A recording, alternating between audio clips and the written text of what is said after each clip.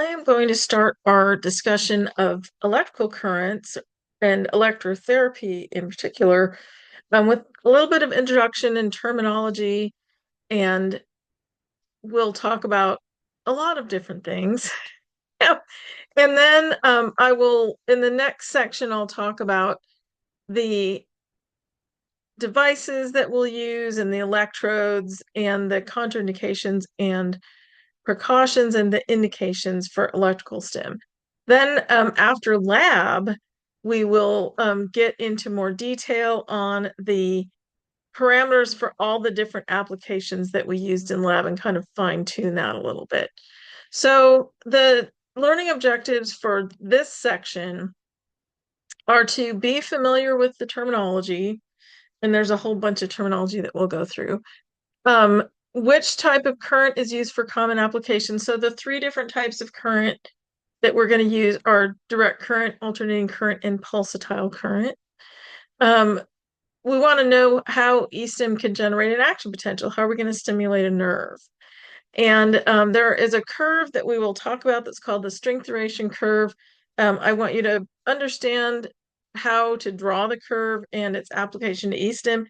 In lab, we will be plotting our own curves with our own sensations, with our own nerves and muscles. We'll be doing that. And the strength duration curve is going to help us describe how amplitude and pulse duration combine to stimulate a motor, sensory, or pain nerve, and what determines whether one of those responses is going to be elicited with e-stim. And then we want to know how frequency influences the treatment. So electrical current has a few bits of terminology that go with it. Charge is basically an excess or deficiency of electrons. So we've talked about these guys a lot. Sodium, potassium chloride, So sodium has an extra electron, potassium has an extra electron, chloride is missing one. So sodium and chloride often get together to share that electron. and charge is expressed in coulombs. That's just the unit of measure. It's the quantity of electrical charge. And any substance that allows the passage of a charged particle is considered electrically conductive. So a lot of our physiological tissues are electrically conductive, but a lot of other things are too, like water and metal and, a lot of things. Anything that's not electrically conductive is considered an insulator. So current is the flow of charged particles. So charge is the charged particles, and current is those particles flowing. So the speed of electron flow is measured in amperes. The therapeutic current flow is usually in milliamps, which is 1,000th of an ampere, or microamps, which is 1 millionth of an ampere. So we're talking about really small amperages here. So current is often described as analogous to the flow of water, and we'll talk about that with regard to voltage. So voltage is stored charge. So when you have and when we have electrical gradients like we do in our body, separated across a membrane with charged particles separated across the membrane, and we can store charge. And so voltage is stored charge and it drives the current flow. So the analogy is the water spigot controlling the water flow. So if you turn up the voltage, you'll have more flow, more current. And if you turn down the voltage, you'll have less flow or less current. So conductivity is a material's ability to propagate current. And like I said, a lot of our body tissues are electrically conductive. Not all of them are, though. We'll talk about which ones are and are not. Polarity is the property of having two oppositely charged conductors. So in a conductor, free electrons, which are positively charged, move from negative to positive when you have a polarity. Okay. So resistance and impedance are sort of the same thing, except resistance is general and impedance is specific to biological tissues. So resistance is the opposition to the flow of charged particles. So it's an opposition to current. Resistance increases in the a resistance, if you increase the cross-sectional area of a conductor, it decreases the resistance. So it's like the difference between pouring water through a garden hose versus a fire hose.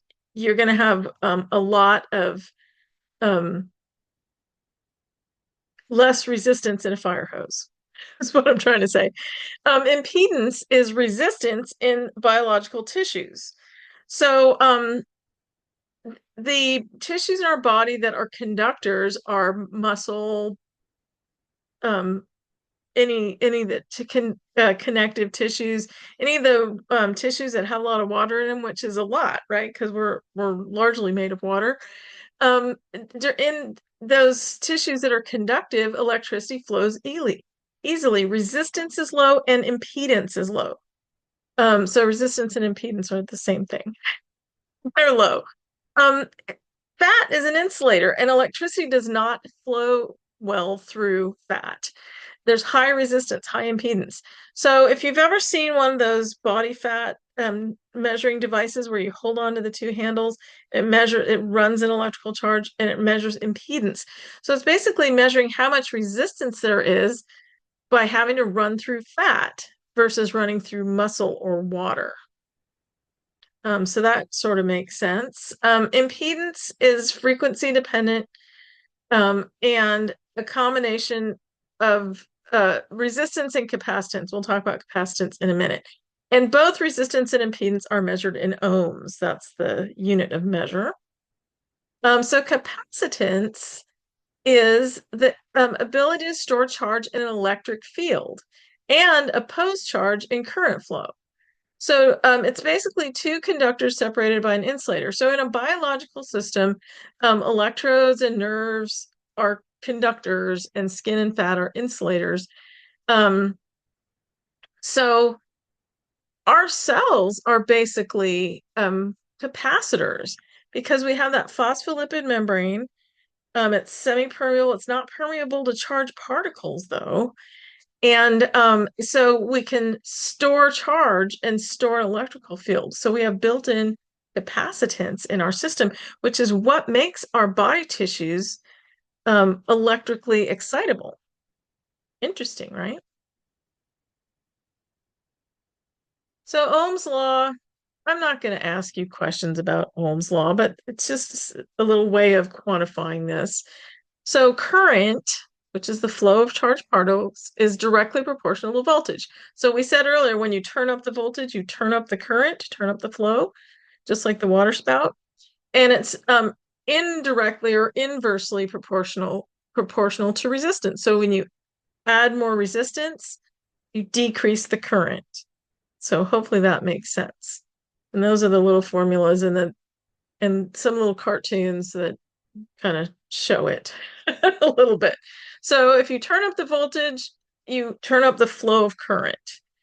If you increase the resistance, you decrease the flow of current. Okay.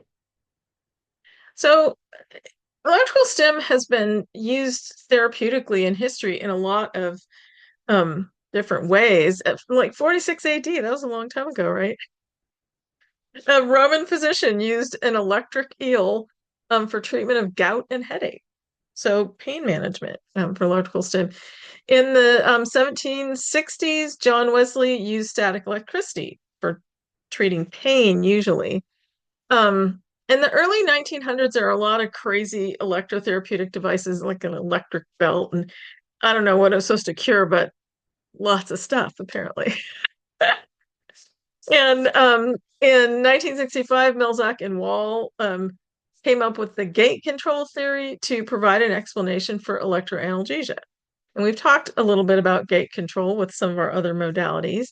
So that gate control theory is part of the explanation. So when we stimulate A beta sensory nerves with electrical stim, we have that inhibitory effect in the spinal cord, in the dorsal horn of the spinal cord. In the 70s and 80s, there was a huge expansion in applications um, using electrical stim for post-operative pain during labor and delivery, which is interesting because now we consider pregnancy to be a contraindication. But anyway, this was the 70s. Joint and soft tissue pain, neuropathic pain, RSD, which is now called complex regional pain syndrome, and phantom limb pain. So a lot of it's been around for a long time. And now we're just going to do the modern version of it. Kind of interesting. So, in order to stimulate a nerve, whether you're going to do it naturally, physiologically, or with an external device, you need to generate an action potential in the nerve. So, an action potential is the basic unit of nerve conduction. And you get to a certain threshold when an excitable muscle cell is depolarized frequently enough, or to this extent that you propagate the action potential down the axon. That's what we're trying to do with electrical stim. So if you depolarize a muscle frequently enough, you can actually get a tectonic contraction. So that's kind of the most functional for strengthening with electrical stim. So frequency affects muscle contraction. So the frequency that you usually need, frequency of action potentials, so it's one action potential after another. So that kind of equates to pulses of electricity. You need 25 to 75 pulses per second in order to elicit a muscle contraction in most muscles. And you're really stimulating the nerve. Higher frequencies can be used to elicit stronger contractions. So that's the effect that frequency has on muscle contractions with electrical stim. So our excitable tissues, nerves, and muscles, there's a threshold, which is the critical membrane voltage that's necessary to alter the ion permeability and generate an action potential. There is a refractory period, which is the time during which it's either impossible or much more difficult to depolarize and activate the cell, either physiologically or electrically. There's an absolute refractory period and a relative refractory period. During the absolute refractory period, you can't do it. It just doesn't work. During the relative, if you have more input, you can depolarize the cell at that point. But the cell has to rearrange its ions. It has to have time to do that, and we'll talk in more detail about that next quarter in neuro. But that refractory period is the time that the cell has to basically reset to its baseline level. So you accommodate or nerves or muscles, nerve cells or muscle cells, accommodate to an electrical impulse. And so accommodation is where the threshold is elevated when a cell's been exposed to gradually increasing stimulus. So it takes longer for it to reach its critical excitatory level required to generate an action potential. So nerve cells accommodate pretty easily. Muscle cells are less likely to accommodate. So what it comes down to is when, say that you're using electrical stim for pain management, you're trying to get it to a sensory level where you feel the sensation, you turn it up to a certain amplitude, and after a while you kind of get used to it. And really you're accommodating and your threshold level goes up. So you have to turn it up higher in order to get the same response. So we'll practice some different things in the lab that about how we can alter that accommodation, and it'll be interesting. It'll be fun. So electrical currents, the idea is when we're trying to stimulate action potentials in nerves, and that NMES stands for neuromuscular electrical stim. So we're stimulating the muscle through the nerve with electricity, if you want to think of it that way. So this curve, it's figure 11.16 from the book. It's called the strength duration curve. And we're going to plot our own individual strength duration curves in the lab. But basically, it tells us the amount of electricity that's required to produce an action potential. And the amount depends on the nerve. So sensory nerves need shorter pulses and lower amplitudes. Um, motor nerves need longer pulses and higher amplitudes. And then pain nerves, if you get to the really long pulse or the really high amplitude, you'll elicit a pain response. So the idea is you want to know what settings to put in with regard to pulse duration and current strength to get the response that you want. Do you want a motor response? Well, you're probably going to need longer pulse durations and potentially higher amplitude. Do you want a sensory response with no motor response? Well, you're probably going to have a lower amplitude and shorter pulse durations. So that's the idea is how do we know what kind of neural response we're going to elicit? We're going to use the strength duration curve to figure that out. So muscle contractions in regular, healthy, innervated muscles, so not in damaged muscles, um, are a physiological muscle contraction is a little bit different from an electrical muscle contraction evoked from the outside. So normally an action potential is propagated along motor nerves. It crosses the neuromuscular junction. The impulse crosses it and actually releases acetylcholine, which binds to receptors and causes the muscle to contract. So, in a physiologically initiated contraction, our normal muscle contraction, normally the slow twitch type 1 muscle fibers are stimulated first. Those are the ones that contract first, with low contraction force and a slow speed of contraction. Because it comes on slowly and it's those type 1 slow twitch muscle fibers which don't fatigue as quickly, those are our endurance muscle fibers. A physiological initiated muscle contraction is fatigue resistant, and it's also atrophy resistant. And the recruitment is asynchronous. The nervous system decides how many fibers it needs to recruit for the job that it's trying to do.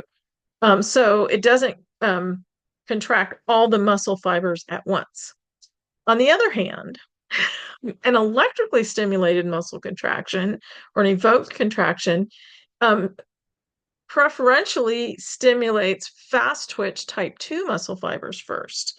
The contraction force is high and the speed of contraction is fast. So the muscle fatigues quickly and atrophies quickly, and the recruitment is synchronous, meaning it recruits all the muscle fibers at once.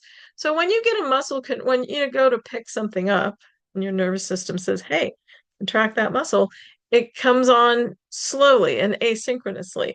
When you put electrical stim on there, it goes zap, and your muscle contracts immediately. So there's a difference between electrically stimulated and physiologically stimulated muscle contractions. You're going to fatigue more quickly, and you're not going to be able to do as many repetitions, maybe, of a particular exercise if you're using electrically stimulated contractions. So there are lots of different waveforms, but the three waveforms that we're going to use for electrotherapy are alternating current, pulsed current, and direct current. So the waveform is actually the shape or the visual representation of an electrical current. So these diagrams here are waveform diagrams. The top one is electrical current, the middle one is pulsed current, and the bottom one is direct current. So alternating current and pulse current are both balanced. There's no net charge, and there is a net charge with direct current. So let's talk about it a little bit. So an alternating current, the current changes direction at least once every second. And it's each change in direction is called a cycle, and a cycle per second is defined as a hertz, 1 hertz. So if we have megahertz, that's a lot more cycles per second. So if that makes sense. So the alternating current is the frequency is measured in hertz. There are a lot of words in electrical stim that are different words that mean the same thing. Frequency, rate, pulses per second, cycles per second, they kind of all mean the same thing. So alternating current is when we're doing like a pain management type application, and we'll talk about the different applications coming up next week. It might be ongoing It's usually ongoing for pain management, or it could be interrupted with bursts where you have interburst intervals where it's off. So you have that on-off time, that duty cycle, and usually that's used for muscle applications. So, alternating current of adequate frequency and intensity produces a muscle contraction. A lot of times we're trying to stimulate sensory nerves, but if you can also do muscle contractions with alternating current. Alternating current is a continuous, uninterrupted, bidirectional flow of charged particles, meaning it goes positive, it goes negative, it goes positive, it goes negative. So there's no net charge, there's no net chemical buildup in tissues due to the current constantly changing between positive and negative. That's the alternating part of alternating current. So pulsed currents are used for all the same things. That's alternating current. And which one you choose to use depends a lot on just preference and what you have available to you and that sort of thing. So one's not necessarily better than the other. But with pulse currents, you have a phase, which is the current flowing in one direction, and a pulse, which is one or more phases. So monophasic current is generally not used for therapeutic applications, and that's the top chart where you have each pulse has one phase, and that one's only positive. Biphasic current is the most common pulse current used for electrotherapy. So each pulse has two phases, a positive and a negative, so there's no net charge, just like alternating current. So it's bidirectional flow of charged particles. There are periodic interruptions in current flow. This is a common type of current used in e-stim applications. So just like alternating current, pulse current of current sufficiency, of sufficient frequency and intensity can produce sensory or motor excitation. So you can use pulse currents, you can use alternating currents. They both work for everything. It just depends on what you have available to you and what parameters you choose to use with that particular thing. Direct currents are where electrons flow just in one direction for at least 1 second, and it's usually longer than 1 second. You have two electrodes, one positive and one negative, so you have polarity, and the current flow is dependent on the polarity set on the machine. So there's a specific machine used for direct current. The most common clinical use for direct current is iontophoresis for transfer of charged medications across the skin, like dexamethasone is negatively charged, and we use direct current to push it into the skin for anti-inflammatory purposes. There are some wound care applications for direct current where you're trying to push or pull different ions. And that's the thing with direct current, because you have polarity, you can push negative ions or pull positive ions in different directions. And there is a net charge accumulation of ions under the electrodes. So you have to watch skin tolerance and everything with direct current. And we will practice that in lab. And there's a Physio U module on iontophoresis, which would be a good idea if you took a look at that before lab. So electrical stimulus has a lot of different characteristics. Amplitude is one of them. Amplitude is the magnitude of current or voltage. It's measured in milliamps usually, which is thousandths of an amp. The current required to flow to have the cell reach its threshold and generate an action potential. It's usually, there's an actual set number. It's usually 55 milliamps. You have to depolarize it to that extent. But you don't have to know that right now. There is a rise in decay time. So the rise time is the time for the phase to go from 0 to peak, and then the decay time is from peak to 0. The rise rate, or the time or the rate of rise, goes over micro or milliseconds. That's millionths or thousandths of a second. We can't feel that. So it's undetectable from a sensory or motor standpoint. But a rapid rise time can overcome the excitable cell's tendency to accommodate. So when you're stimulating nerve cells which accommodate easily, a rapid rise time can be really important. And that's actually built into the machine. That's not something that we set. But remember that it's undetectable. There's another There's a parameter that's called ramp time that is detectable. We'll talk about it in a minute. But rise time is not, rise and decay time, not detectable because it's so small amount of time. So pulse duration is the time that the current flows in one direction. And if it's sufficient to generate an action potential, you'll generate an action potential. So pulse duration is also known as the sum of all phase durations within the pulse. So the phase duration is just the time from the beginning to the end of one phase. So usually with biphasic current, which is what we're going to use therapeutically, you have a positive pulse and a negative pulse. And all of those together is a positive phase, sorry, and a negative phase. And all those phases together is the pulse duration. And that includes the interpulse interval, the time between pulses. So pulse duration is one of the parameters on our strength duration curve. That's the duration part. It's particularly important when we're trying to determine an adequate stimulus for either an innervated or a denervated muscle. A denervated muscle is going to need a much longer pulse duration. So a denervated muscle, so you're stimulating the muscle directly, you're not stimulating it through the nerve, needs a 15 to 20 millisecond, so thousandth of a second pulse duration.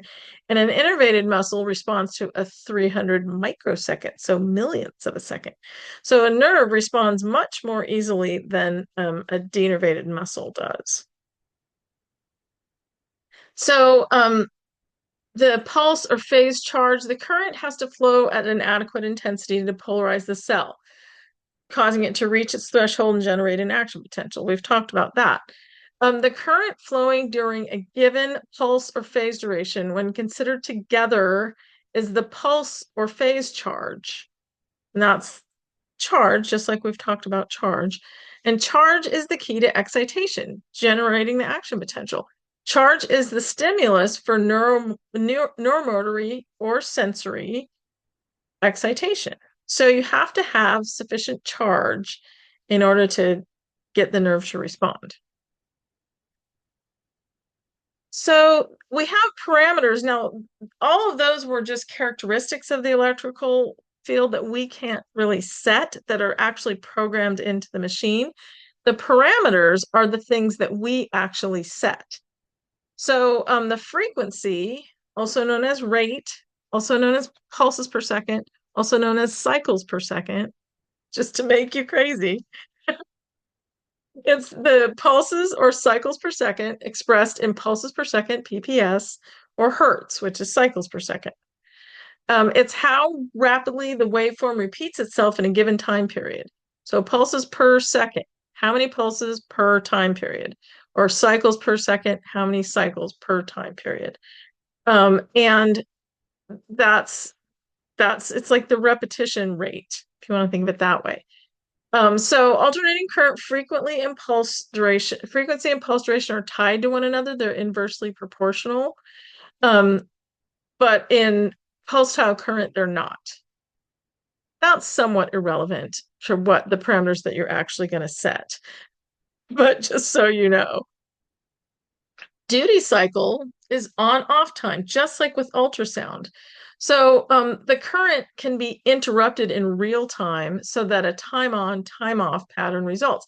And it's usually used when you're stimulating motor responses to allow a relaxation time for the muscle in between contractions. And that is sense detectable. You can feel it. It's important in controlling fatigue during treatment. It combats muscle fatigue during electrical stimulation. So it's usually written as a duty cycle ratio, time on, time off, like 1 second on, 2 seconds off, with a colon in between. That's how it's noted in the chart. And sometimes the duty cycle is noted as a percentage. So just like with ultrasound, so 100% duty cycle is continuous, and anything less than that is a percentage. I think you get that from having done ultrasound. It probably makes sense, hopefully.